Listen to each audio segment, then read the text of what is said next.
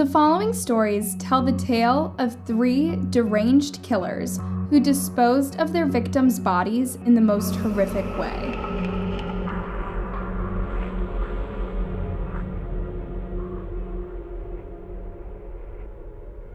Estibaliz Carranza was born in Mexico City on September 6, 1978. Her father was an author with whom she had a difficult relationship with. When she became older, she dated a man for 5 years, and the pair later became engaged. But the relationship was strained because her fiancé had a different view on their relationship than she did.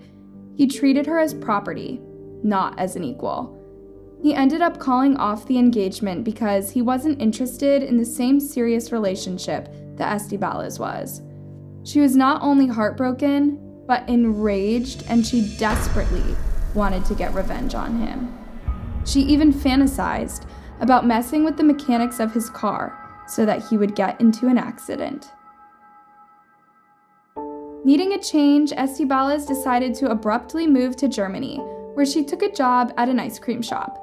It was here that she would meet a man named Holger Holtz. He was 14 years older than she was and worked as a refrigerator salesman. The pair quickly hit it off, and it wasn't long after they had their first meeting that he proposed to Estibaliz. They ended up getting married in 2002. After the wedding was over, Estibaliz realized that she didn't know her husband nearly as well as she thought he did, and he began to act very differently towards her. Holger became very controlling and would take any of the money that Estibaliz made through working as a waitress. He was harsh and abusive towards her and prohibited her from getting away from him by stealing the paperwork she would need to leave the country. She was stuck with him. The pair later moved to Vienna, Austria, where they opened up their own ice cream parlor. Their relationship did not improve, and Estibaliz began to resent him more and more because he failed to give her a child. All she wanted in life was a family. She ultimately left Holtz, but they continued to live in the same apartment despite being divorced. Soon after the split, Estibaliz began dating an ice cream machine salesman named Manfred Hindenburg. She hoped that maybe she still had a chance to have everything she wanted. But because she still shared an apartment with Holtz, she was unable to escape his constant verbal abuse. He made it clear that he had no plans of moving out. On one particular day when she came home from working at the ice cream parlor, Estibaliz could simply take no more. While her ex-husband was sitting at the computer playing games, she took a pistol and banged him in the head, killing him. Estibaliz was finally free of her ex, but now she had the task of trying to cover up the murder. So she let his body sit in an armchair in their home for several days before she came up with a plan.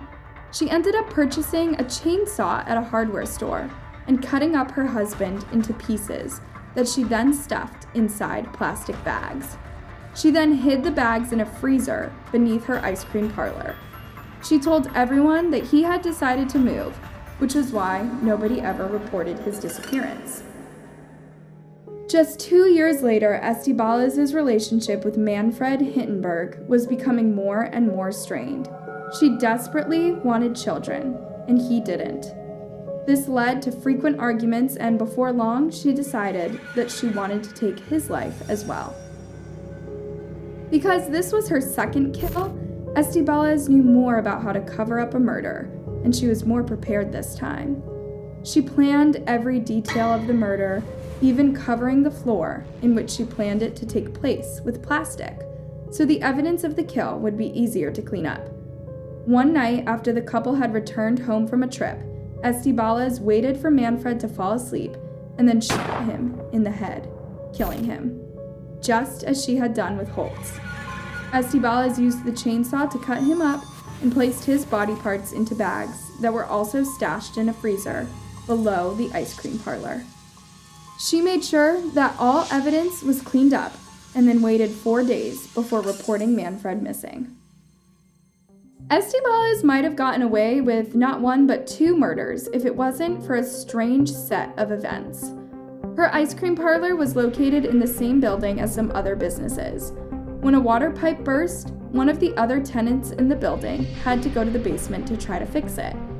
When he was there, he noticed a padlock on one of the storage units. While searching for the link, the tenant broke into the storage unit and discovered several strange things, including 3 freezers. The freezers contained the chopped up body parts of the 2 men Estibaliz had killed. Police were called, and the news of the bodies traveled quickly throughout the area.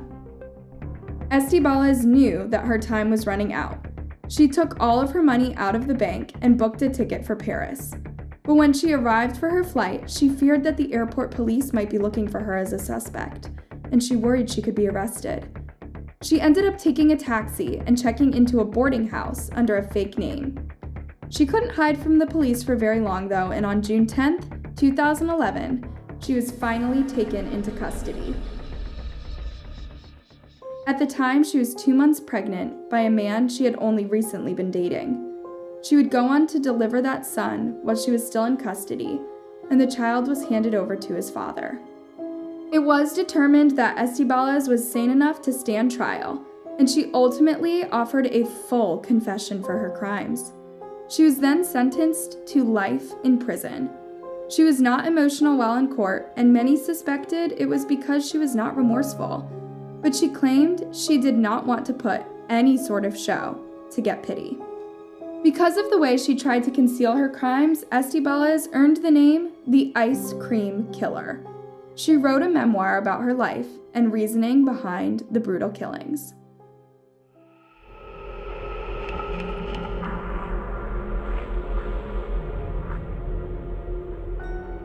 Joe Metheny was born in 1953 in Baltimore, Maryland. He had a rough upbringing with an alcoholic father who was killed when Joe was only 6 years old. After that, his mother was rarely home as she had to work 2 jobs to keep her children fed. While times were difficult, Joe's mother always said that her children had a good, normal childhood. Despite his mother's claims, Joe would later say that his childhood was neglectful and traumatic. When Joe got older, he decided to join the army and rarely made contact with his family back home. In the 1990s, Joe was residing back in Baltimore again. He worked as a forklift driver. Nearly every dollar he spent went to purchasing alcohol or illegal substances. He would eventually meet a woman who would become the mother of his child. But because she also had misused illegal substances, their relationship was very strained. It was his heavy drug use that may have played a role in his becoming a horrific and callous serial killer. On one July day, Joe was asked to work overtime by his boss. As a result, he didn't get back home until late at night. When he got inside and turned on the light, he was shocked to find that both his partner and his son were missing. In time, Joe would come to find out that the 2 of them were living across town with another man, whom Joe also knew. On top of that, his partner was now engaging in degrading illegal activity to make money to buy drugs. It didn't take long before they were busted by the police, and Joe's son was taken away by social services. Joe attempted to get his son back, but the courts denied his request. This enraged him, and he was determined to get revenge upon not only his ex-partner, but her new boyfriend. When they were released from prison, Joe began to plan the attack.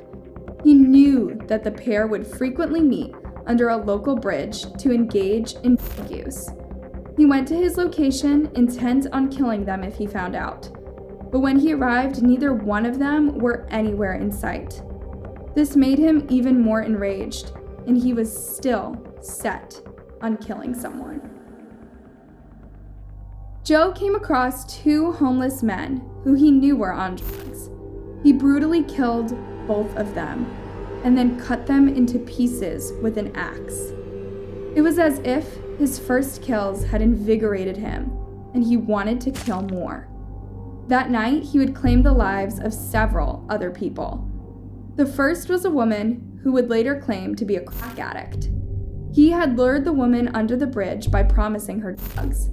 His plan was to use her to get information about where his ex-partner and her boyfriend were. but the woman had no information to provide, and Joe took his fury out on her. He beat her, took advantage of her, and then killed her, hiding her body in some nearby bushes. Joe repeated this same process again that same night with a different woman. He was in the process of hiding the second woman's body when an older man who had been fishing nearby asked what he was up to. Not wanting to risk the man going to the authorities, Joe took that man's life. In an attempt to clean up what he had done, Joe dumped the 3 bodies into a nearby river. For some reason, he did not do the same with the bodies of the homeless men, which he did in an undisclosed location. The chopped up bodies were later discovered, and Joe was arrested due to suspicions that he was behind the murders. Joe would spend a short stint in jail, but unfortunately would be later released because there wasn't enough proof that he was guilty. Thus, this dangerous man was out on the streets once again and able to kill as he pleased. After his release from prison, Joe was able to secure a job at a factory, as well as a trailer home in an isolated area of town. The isolation factor would be important for the heinous acts he was claiming. Joe preyed on people who struggled with illegal substances and was ultimately able to convince 2 women to come back to his trailer with him. He took both of their lives. As if his actions couldn't become any more nauseating, Joe put the pieces of his victims' bodies into Tupperware containers that he would go on to freeze. This was all a part of a vile plan that he would soon put into action. Joe started up a local beef stand where he would sell hamburgers to those passing by. Inside each burger, he mixed in what he told his customers was a special ingredient. This special ingredient was part of the actual bodies of his victims. People consumed these hamburgers with no idea what they were really eating. The hamburger stand was doing so well that eventually Joe had run out of all his special ingredients. He needed some fresh meat, so he decided it was time to kill another person. Like he had done before, he managed to lure another woman back to his trailer. But this time he was getting sloppy. He had gotten away with the other murders so easily that he likely thought there was no way he could get caught. He arrogantly told the woman all about the other murders he had committed, making it clear that she would be his next victim. But as soon as he had his back turned, the woman slipped out the door, escaped, and managed to call the police. Police arrived at Joe's trailer that night and took him into custody. Finally, a true monster had been taken off the streets. Police were able to locate the bodies of only some of Joe's victims. He was convicted of several murders and swiftly placed on death row. His death row sentence was later overturned, and he was instead given life in prison without the possibility of parole. Joe never showed any remorse for the horrific acts that he committed. He truly enjoyed killing and wasn't going to apologize for it. It is believed that he may have had as many as 13 victims. Joe was found dead in his prison cell on August 5th of 2017. He was 64 years old. His cause of death was never released, suggesting that he likely died of natural causes.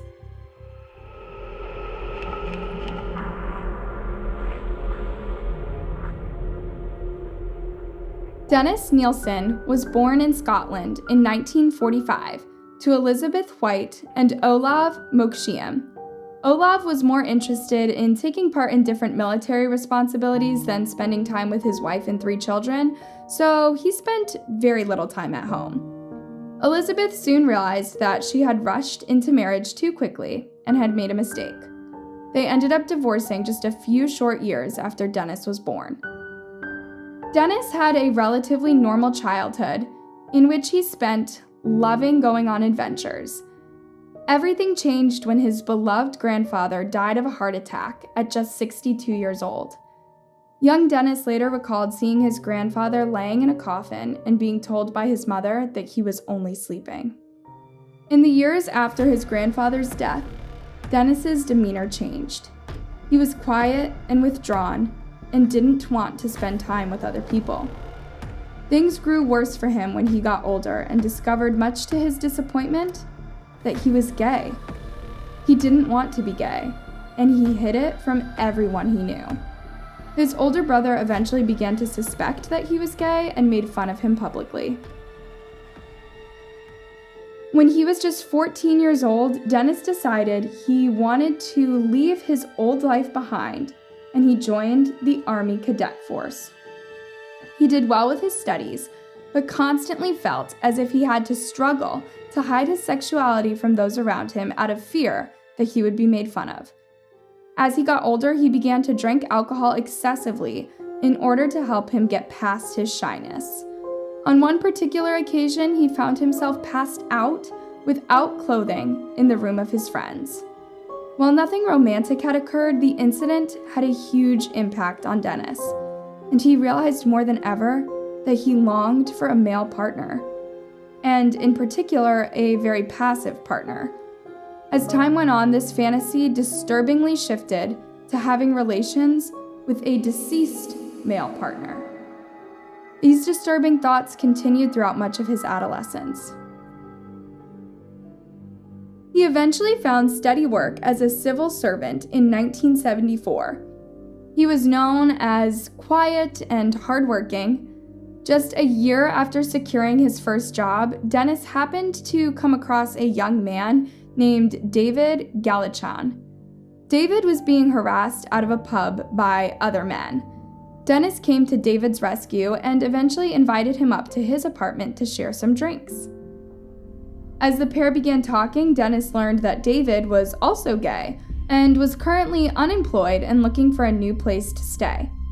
As the pair got to know each other better, they agreed to move into a new, larger flat together. Dennis used the money he had gotten from his father's inheritance to purchase the property. The pair decorated the home together, and for a while, things were going quite well for them. But David didn't seem to be interested in finding new employment, so Dennis was the one having to make the majority of the money. Their relationship began to strain, and they started growing apart. They would have casual flings on the side and often argued. In 1997, Dennis kicked David out of the flat, and they separated. Dennis would go on to have several other relationships with men, but they never lasted. He began to develop the belief that there was something wrong with him that caused other men to not want to live with him. He began to drink more and more and eventually began to start thinking about killing people. Dennis's first victim was just 14 years old. The teenager was named Stephen Holmes. Stephen had attempted to buy alcohol underage at a pub that Dennis had been drinking at during the time. Dennis invited the boy back to his flat, promising him alcohol. Both of them drank until they fell asleep. The next morning, Dennis awoke to Stephen sleeping alongside him. He realized that he desperately wanted Stephen to stay with him. Out of fear that Stephen would leave him, Dennis used a necktie to strangle him and then drowned him in a bucket of water. He eventually hid the body under his floorboards before disposing of it completely. The following year, Dennis attempted to kill yet another man who he lured to his flat. This time it was a student from Hong Kong. However, the student managed to escape and call the police. While Dennis was questioned about what happened, he was never charged. Despite the close call that he had just encountered, Dennis waited only a couple of short months before going after his next victim. This time it was a Canadian tourist named Kenneth Ockenden. The pair met at a pub and eventually decided to meet back at Dennis's flat for dinner and drinks. They stopped to pick up several bottles of alcohol while on the way. While Kenneth was listening to music, Dennis used the cord of the headphones to strangle him to death. After he completed this task, he proceeded to listen to music with the same pair of headphones he had just committed murder with.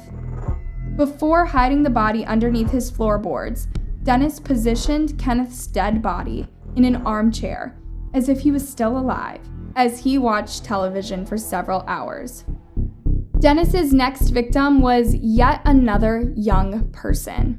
This time it was a 16-year-old runaway named Martin Duffy. Martin had no money and nowhere to stay. He had been staying at a local railway station for days with nothing to eat. When Dennis approached him and promised him some food and a place to stay for the night, he eagerly accepted. After being fed, Martin quickly fell asleep upon Dennis's bed. Once he was unconscious, Dennis fastened a contraption around the boy's neck, and by pulling hard, ultimately killed the child. Just as he had done with his previous victim, Dennis arranged the boy's body in a chair and pretended that he was still alive, before ultimately placing him too beneath the floorboards. Throughout the next several years, Dennis felt the need to kill as often as he possibly could. At times, he felt remorse, especially when his patients exhibited feelings of pain or attempted to fight back. On one occasion, he even remembered falling to his knees and crying out of disgust for himself. However, it still wasn't enough to get him to stop his murderous tirade. As the bodies began to build up beneath the floorboards, their stench began to become quite noticeable. On top of that, they were beginning to be ravaged by insects. Dennis did what he could by spraying insect repellents and using deodorizers, but eventually, he realized that he would have to move some of the bodies. The smell bothered him, he later said in an interview. I find it totally unpleasant and I get blinding drunk, so I could face it and start the dissection on the kitchen floor. Watching everybody go out, I'd go out and be sick outside in the garden. He ended up burning several of the bodies in a bonfire that nearby children attended. Of course, the children were just there for the excitement and had no idea what the main purpose of the bonfire was meant to accomplish. Dennis would go on to kill several others who were unable to fight back before eventually meeting another young man at the pub. He was 23 years old and his name was John Howlett. The pair shared several more drinks together before eventually deciding to go back up to Dennis's flat to watch a movie. John fell asleep faster than Dennis had been anticipating, and the killer sipped rum and watched the man's sleeping figure as he tried to decide how to go about killing him. He eventually attacked the man using an upholstery strap to kill him. It was one of the first times that Dennis's victims fought so hard that they almost got away. In fact, John struggled so hard that his fingerprints were still evident on Dennis's neck for days after the attack. Unfortunately, he too was killed. Dennis continued to get away with his crimes until he met another gay man by the name of Carl Stator in 1982. As Dennis began to learn more about Carl, he found out that he was struggling with depression due to a recent relationship that ended in heartbreak. As he had done with his other victims, Dennis invited Carl up to his flat. He promised that no romantic activity would occur, but that Carl would have access to whatever drinks he wanted. Carl agreed, and when he was at the flat, he did end up drinking a bit before eventually going to sleep in a sleeping bag. While Dennis had originally planned on killing Carl, just like all the men before, things didn't exactly go as planned. Carl awoke at some point during the night and suspected that Dennis was trying to drown him. He begged Dennis for mercy, but was simply told to stay still. While Dennis had originally intended to kill Carl, he seemed to have second thoughts and even made efforts to revive him by covering him in blankets and increasing his circulation. Carl wavered in and out of consciousness for several days. When he eventually came to, Dennis tried to tell him that a strap from the sleeping bag had gotten wrapped around his neck, making it so that he couldn't breathe, and that he had resuscitated him. Shockingly, Dennis ended up letting Carl go free. Dennis killed several more times, and before long, the bodies beneath the floorboards had begun to build up again. What he didn't realize was that they were affecting the plumbing system in the building.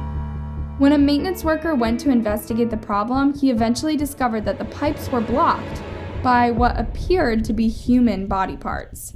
The police started an investigation, and eventually the body parts were linked with Dennis. While he initially denied knowing anything about the bodies, he eventually gave in and was arrested.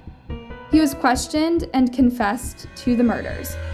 When asked why he did what he did, he couldn't give an answer. "I wished I could stop, but I couldn't. I had no other thrill or happiness," he said. He also blamed loneliness for what he did. Loneliness is a long, unbearable pain. There was never a place for me in the scheme of things. I had become a living fantasy on a theme in dark, endless digress. I made another world, and real men would enter it, and they would never really get hurt at all in the vivid, unreal laws of the dream. I caused dreams which caused death. This is my crime. Dennis was charged with 6 counts of murder and 2 counts of attempted murder. He was sentenced to life in prison and died in 2018 at the age of 72. Thanks for watching. Please click the like button and sleep tight.